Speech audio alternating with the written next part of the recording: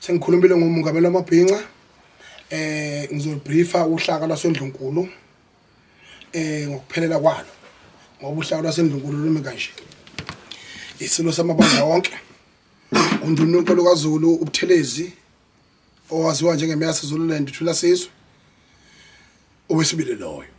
Bese kuzoba ubaba inkosi yakwaChiliza esemadongeni owesithathu loyo.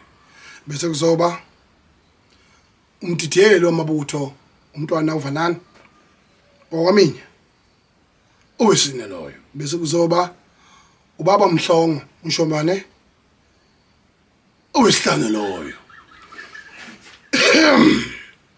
Nangu Ngizwe lapha